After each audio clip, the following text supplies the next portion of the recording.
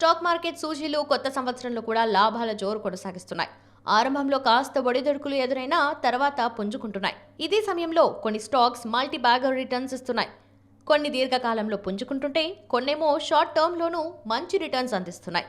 అయితే కొంతకాలంగా short term, long టర్మ్లో స్థిరంగా లాభాలు అందిస్తున్న ఓ స్టాక్ గురించి ఇప్పుడు తెలుసుకుందాం. విదేశీ సంస్థాగత పెట్టుబడిదారులు ఎక్కువ వాటా కలిగి ఉన్న స్టాక్ హజూర్ ముల్టీ ప్రాజెక్ట్స్ లిమిటెడ్. ఇది గత 6 నెలలుగా అప్ ట్రెండ్లో కొనసాగుతుంది. ఈ మల్టీ బ్యాగర్ స్టాక్ ఇంకా ముందుకెళ్లేందుకు అవకాశాలున్నాయని ఆర్థిక నిపుణులు భావిస్తున్నారు. ప్రస్తుతం హజూర్ ముల్టీ షేర్ 405 వద్ద ఉంది. ఇటీవల వరుసగా అప్పర్ సర్క్యూట్ కొడుతోంది. ఈ క్రమంలో 5 రోజుల్లోనే 12% రిటర్న్స్ ఇచ్చింది. జనవరి 31 నుంచి వరుసగా 5 రోజుల్లో అప్పర్ సర్క్యూట్ తాకింది. గత 6 నెలల్లో చూస్తే ఈ షేర్ 126 నుంచి 380కి చేరింది. ఇక్కడ 200% మేర లాభాలందించింది. గత ఏడాది వ్యవధిలో ఈ మల్టీ బ్యాగర్ స్టాక్ 103.50 నుంచి 380కి చేరింది.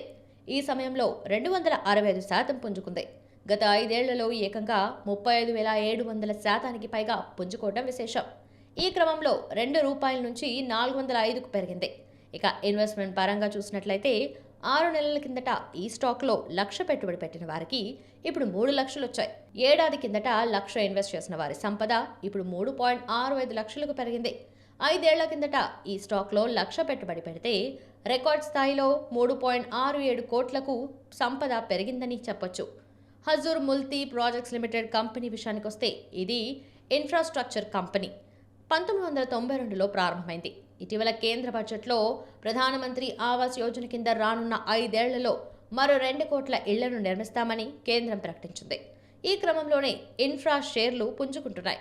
ఈ స్టాక్ 52 వారాల గరిష్ట ధర 428.70 కాగా కిందటి సెషన్లో ఈ విలువను తాకింది.